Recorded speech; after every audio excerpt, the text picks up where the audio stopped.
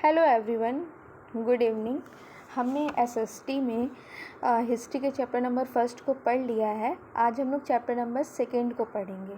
Chapter number second का नाम है आखेट खाद्य संग्राहक से भोजन उत्पादन तक। ओके, इस चैप्टर जो ये टॉपिक है इसे हम लोग ने फर्स्ट चैप्टर में भी थोड़ा बहुत डिस्कस किया था। आज हम इसे पूरा डिटेल में डिस्कस करेंगे। बेसिकली आखेटक खाद्य संग्राहक का मतलब होता है कि भोजन का इंतज़ाम करना। इट मीन्स कि जो आखेटक खाद्य संग्राहक लोग रहते थे वो क्या करते थे, वो जगह जगह से भोजन की तलाश में जगह जगह जाते थे। जैसे कि उन्होंने भोजन की तलाश में वो मछलियाँ पकड़ते थे, चिड़ियों को पकड़ते थे, पेड़ पौधे फल फूल खाते थे। ओके, चलिए अब हम इसे डिटेल में पढ़ते हैं। आरंभिक मानव आखिर वो इधर उधर क्यों घूमते थे। हम उन लोगों के बारे में जानते हैं जो इस महाद्वीप में 20 लाख साल पहले रहा करते थे।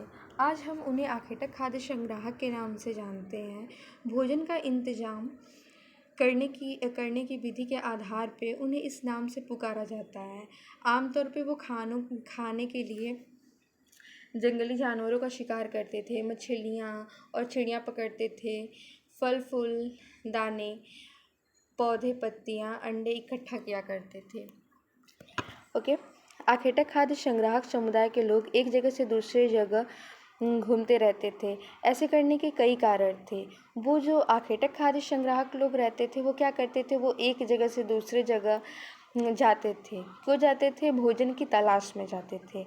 उसका यही कारण है। पहला कारण यह है कि एक ही जगह पर ज़्यादा दिनों तक रहते तो आसपास के पौधे फलों और जानवरों को खाकर वो समाप्त कर देते थे। इसलिए और भोजन की तलाश में दूसरे जगह पे जाना पड़ता था। दूसरा कारण यह है कि जानवर अपने शिकार के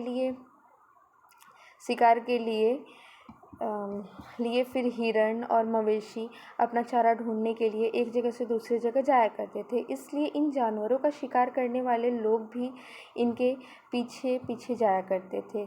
तीसरा कारण यह है कि पेड़ों और पौधों में फल फूल अलग अलग मौसम में आते थे। इसलिए लोग इनकी तलाश में उपयुक्त मौसम के अनुसार अन्य इलाकों में घूमते होंगे। और चौथा कारण यह है कि पानी के बिना किसी भी प्राणी या पेड़ पौधे का जीवित रहना संभव नहीं होता है और पानी झीलों झरनों तथा नदियों में ही मिलता है। यद्यपि कई नदियाँ और झीलों का पानी कभी नहीं सूखता। कुछ झीलों और नदियों में पानी बारिश के बाद भी मिल पाता है। इसलिए ऐसी झीलों और नदियों के किनारे बसे लोगों को सूखे मौसम में पानी की तलाश में इधर उधर जाना पड़ता होगा। ओके, आरंभिक मानव के बारे में जानकारी कैसे मिलती है। अब इस पैरा में हम पढ़ेंगे कि हमें जो पहले के लोग थे उनके बारे में जानकारी कैसे मिलती है। पुरातत्वविदों को कुछ ऐसी वस्तुएं मिली हैं जिनका निर्माण और उपयोग आखेटक खाद्य संग्राहक किया करते थे। यह संभव है कि लोगों ने अपने काम के लिए पत्थरों लकड़ियों हड्डियों के औजार बनाए हों। इनमें से पत्थरों के औजार आज भी बचे हैं। इनमें से कुछ औजारों का उपयोग फल फूल काटने, हड्डियाँ मांस काटने तथा पेड़ की छाल और जानवरों की खाल उतारने के लिए किया जाता था। जो पहले के जो पत्थर थे उन्हें मानव ने कई शेप दिए थे। कुछ ऐसे पत्थर होते थे जिनसे वो फल फूल काटते थे, हड्डियाँ काटते थे। हड्डियाँ काटने वाली जो पत्थर रहती होगी वो बहुत ही नोकीली रहती होगी। और मांस काटने के लिए पत्थरों को अलग अलग तरीके से बनाया जाता था। कुछ के साथ साथ हड्डियाँ या लकड़ियों के मुट्ठे लगाकर भाले और बाड़ जैसे हथियार बनाए जाते थे। कुछ जानवरों से लकड़ियाँ काटी जाती थीं। लकड़ियों का उपयोग ईंधन के साथ साथ झोपड़ियों और औजार बनाने के लिए भी किया जाता था। ओके, अब हम आगे देखेंगे रहने की जगह निर्धारित करना। मानचित्र 2 को देखो। अब हम इस मैप को देखेंगे। जो लाल त्रिकोण वाले स्थान वे पुरास्थल है जहाँ पे आखेटक खाद्य संग्राहक के होने के प्रमाण मिलते हैं। इसके अलावा भी और कई स्थान पर आखेटक खाद्य संग्राहक रहते थे। मानचित्र में सिर्फ कुछ गिने चुने स्थान चिन्हित किए गए हैं। कई पुरास्थल नदियों और झीलों के किनारे पाए गए हैं। ओके, अब हम इसमें क्या देखेंगे, अब हम मानचित्र को ध्यान से देखेंगे। ओके, अब मानचित्र को आप लोग ध्यान से देखिए। इसमें जो लाल कलर से बने हुए हैं, जैसे जो ट्रायंगल शेप में लाल कलर से बने हुए हैं, जैसे ये क्या है, भीमबेटका, हुंसकी, कुरनूल, ये सारे क्या है, यहाँ पे ज़्यादातर आखेटक खाद्य संग्राहक पाए जाते थे, क्योंकि यहाँ पे उन सभी चीज़ों का संसाधन था। जैसे कि वो उन्हें खाने की तलाश में वो जगह जगह पर जाया करते थे, तो उनका यहाँ पे जो खाने पीने की चीज़ें हैं वो उन्हें यहाँ पे मिल जाती थी। और ये क्या है, ये पैलोलिथिक साइट है।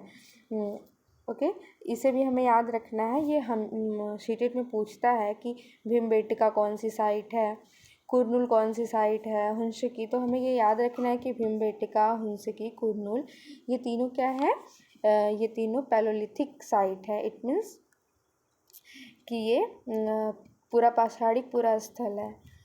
ओके, चूँकि पत्थर के उपकरण बहुत महत्वपूर्ण थे, इसलिए लोग ऐसी जगह ढूंढते थे जहां अच्छे पत्थर मिल सके। शैल चित्रकला, इसमें हमें क्या पता चलता है, ये जो चित्र बना है इससे हमें क्या पता चलता है, आइए हम देखते हैं। एक शैल चित्र, इस चित्र के बारे में बताओ। इन गुफाओं में लोग रहते थे।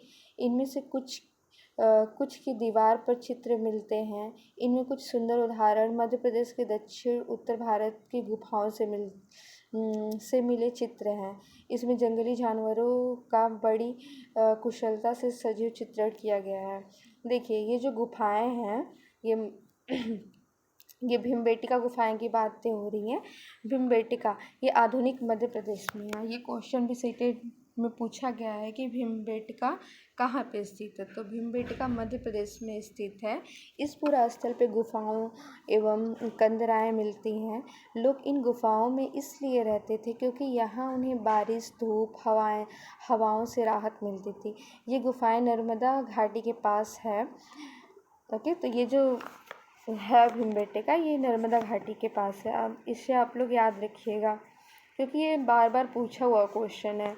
पूरा स्थल क्या होता है, हम पूरा स्थल किसको कहते हैं, आइए देखते हैं।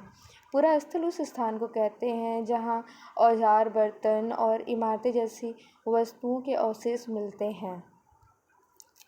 ऐसी वस्तुओं का निर्माण लोगों ने अपने काम के लिए किया था और बाद में उन्हें वहीं छोड़ गए। ये ज़मीन के ऊपर, अंदर, कभी कभी समुद्र और नदी के तल पे भी पाए जाते हैं। इन पुरास्थलों के बारे में इसके बारे में हम क्या करेंगे, अगले अध्याय नेक्स्ट चैप्टर में पढ़ेंगे। आग की खोज, मानव ने आग को कैसे खोजा। अब हम इसके बारे में देखेंगे कि मानव जो है वो आग को मानव ने कैसे खोजा। मानचित्र 2 में कुरनूल गुफा ढूंढो। यह राख के अवशेष मिले हैं। इसका मतलब यह है कि आरंभिक लोग आग जलाना सीख गए थे। आग का इस्तेमाल कई कार्यों के लिए किया गया होगा, जैसे कि प्रकाश के लिए, मांस भूनने के लिए और खतरनाक जानवरों को दूर आदि भगाने के लिए। तो